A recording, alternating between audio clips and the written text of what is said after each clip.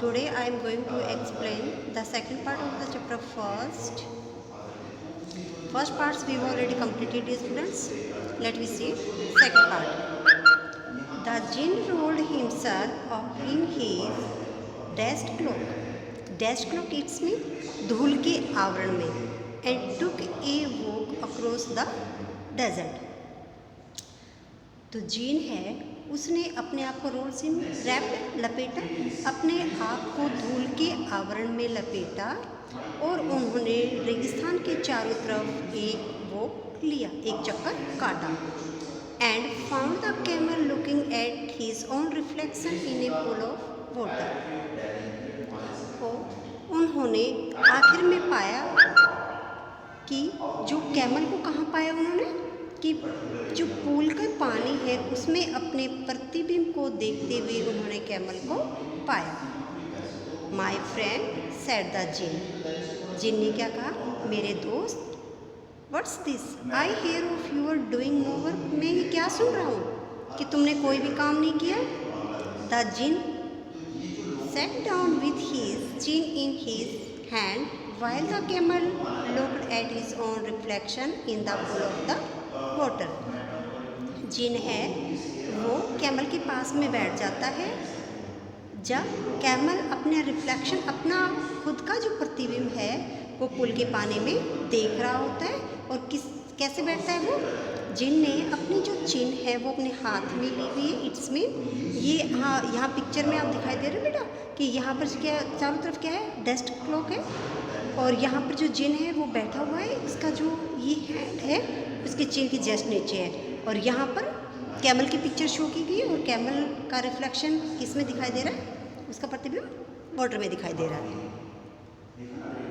You have given the 3 extra work ever since Monday morning, all on account of your idleness, said the jinn. On account of its mean के कारण, because of.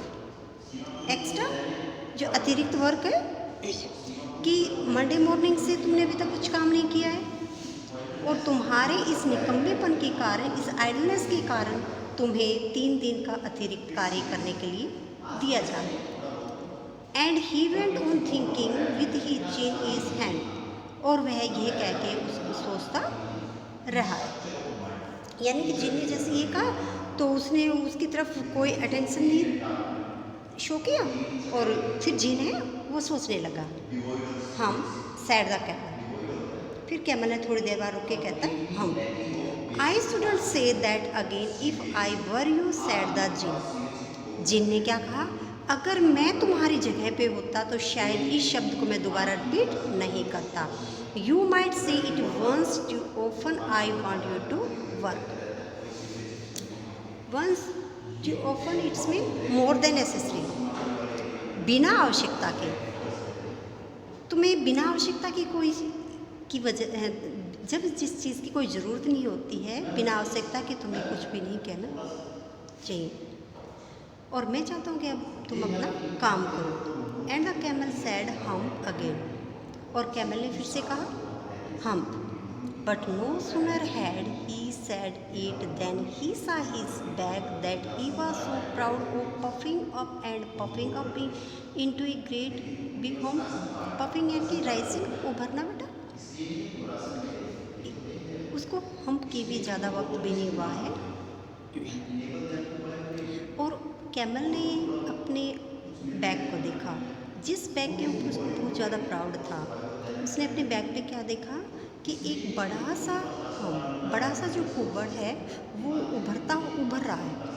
क्या देखा उसने, अपने bag के ऊपर एक बड़ा सा जो हम्प है वो उभरा हुआ है. Do you see that, said the jinn. जैसे उसने रिफ्लेक्शन के अंदर अपने हम्प को देखा तो जिन ने कहा, तुम देख रही हो ना, that's you're very own hump. यह तुम्हारा अपना ही हम्प है, अपना ही कुबड़ है. That you have brought upon your very own self by not working. जो तुम्हारे द्वारा लिया गया है, बिना तुमने अब तक कोई काम नहीं किया गया है. इस निकम्मेपन की वजह से तुम अपने आप ही अपने इस बैग के ऊपर ही कुबड़ लेके आए हो. कोई दूसरा ये कुबड़ तुम्हारे ऊपर लेके नहीं आया है। टुडे इज थर्सडे, आज कौन सा day? Thursday. And you have done no work since Monday, और तुमने मंडे से कोई भी काम अब तक नहीं किया है। व्हेन द वर्क बिगेन, जब से काम शुरू हुआ है तब से तुमने एक भी सिंगल काम नहीं किया है, और काम कब शुरू हुआ था? मंडे मॉर्निंग से, और आज कौन सा डे हो गया? Thursday. Now you are going to work, अब तुम जाओ और काम करना शुरू कर दो।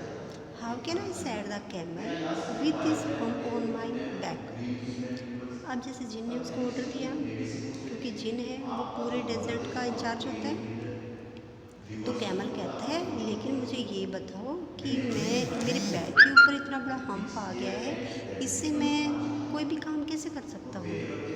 दैट हैज़ ए पर्पज, इसका भी अपना एक यूज़ है, इसका भी एक उद्देश्य है। जिन ने कहा all because you missed those 3 days, जो तुमने 3 दिन मिस किए हैं, वो 3 दिन मिस करने की वजह से तुम्हें ये हम्प मिला है।